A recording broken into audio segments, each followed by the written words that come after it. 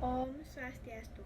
Perkenalkan, nama saya Desa Demetria Pratnadewi, nomor absen 5 dari kelas 12 MIPA 4. Jadi di video kali ini saya akan melakukan ujian praktek bahasa Indonesia, yaitu analisis artikel.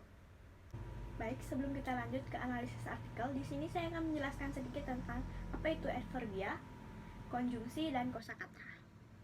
Yang pertama ada adverbia. Adverbia atau kata keterangan adalah kelas kata yang memberikan keterangan kepada kata lain seperti verba atau kata kerja, dan adjektif atau kata sifat yang bukan nomina atau kata benda. Contoh dari adverbia misalnya amat, sangat, dan tidak. Selanjutnya ada konjungsi atau kata sambung atau kata hubung. Adalah kata yang digunakan untuk menghubungkan kata dengan kata, ungkapan dengan ungkapan, dan kalimat dengan kalimat. Yang terakhir adalah kosakata atau pembenaran kata adalah himpunan kata yang dimiliki oleh seseorang atau entitas tertentu atau merupakan bagian dari suatu bahasa tertentu. Baik, kita lanjutkan dengan analisis artikel. Unsur-unsur kebahasaan yang pertama ada adverbia. Adverbia pada artikel pertama yaitu mungkin karya sastra zaman itu lebih banyak daripada yang kita ketahui, tetapi karena tidak seperti seni sastra zaman kuno yang tetap disimpan dengan baik. Yang kedua, mungkin saja angka tahun yang tercantum adalah angka tahun saat penyajian naskah tersebut.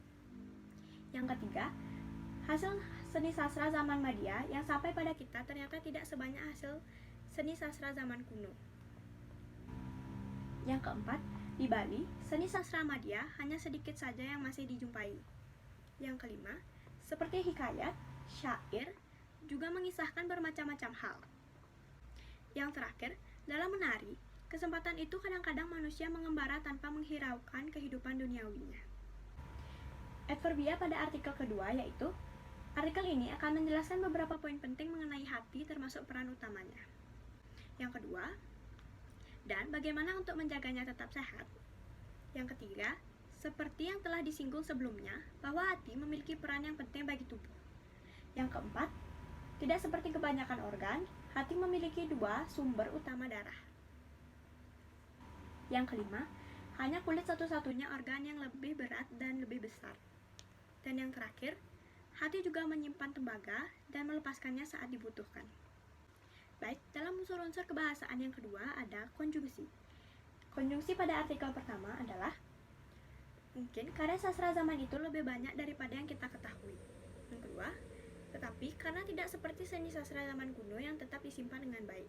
Yang ketiga, selain cerita asli Indonesia sendiri, sastrawan zaman Madia juga menyanjur karya sastra negara lain. Yang keempat, di daerah Melayu, gancaran disebut hikayat dan tembang disebut syair. Yang kelima, dilihat dari bentuknya, karya sastra ditulis dalam bentuk gancaran atau dalam bentuk tembang. Yang keenam, perbedaannya, hikayat ditulis dalam bentuk prosa, sedangkan syair ditulis dalam bentuk puisi. Yang ketujuh, kerajaan ini kemudian berpindah ke Singapura dan selanjutnya ke Malaka. Dan yang terakhir, namun timbulnya desas-desus yang mengasingkan kesucian Sinta hingga ia dikucilkan di pertapaan Walmiki. Konjungsi pada artikel kedua, yaitu hati atau liver adalah organ padat terbesar dan kelenjar terbesar dalam tubuh manusia. Yang kedua, jika hati tidak cukup memproduksi empedu, maka faktor pembekuan tidak dapat diproduksi. Yang ketiga, hal ini karena hati berpotensi berhadapan dengan racun yang masuk ke dalam tubuh terkait bahan kimia di sekitar Anda. Yang keempat, selain itu, obesitas juga dapat menyebabkan penyakit hati berlemak. Yang kelima, oleh sebab itu, jaga pola asupan makan dengan baik. Dan yang terakhir, seperti yang telah disinggung sebelumnya, bahwa hati memiliki peran penting bagi tubuh. Unsur-unsur kebahasaan yang ketiga adalah kosakata. Kosakata pada artikel pertama yaitu madya, hikayat, tasawuf, babat, tembang, suluk, dan ledet. Lalu kosakata pada artikel kedua yaitu detoksifikasi, sintesis protein, kelenjar, organ, bilirubin, kolesterol, hemoglobin, hormon, estrogen, aldosteron, fagosit, ventilasi, dan karbohidrat. Komentar terhadap kedua artikel. Kedua artikel memiliki perbedaan yang sangat jelas, yaitu dari segi penyajian dan tema. Pada artikel pertama, penulis belum menyajikan secara lengkap latar belakang di balik perkembangan dua seni tersebut pada masa Hindu-Buddha. Sedangkan, pada artikel kedua, penulis telah secara tepat menggunakan data medis untuk mengembangkan karyanya. Dari segi tema, pada artikel pertama membahas tentang budaya, sedangkan pada artikel kedua membahas tentang kesehatan. Perbedaan tersebut terlihat dari kosakata yang digunakan. Jika dilihat dari persamaannya, terdapat di adverbia dan konjungsi yang digunakan. Baik, sekian yang dapat saya sampaikan. Apabila ada kesalahan, saya mohon maaf.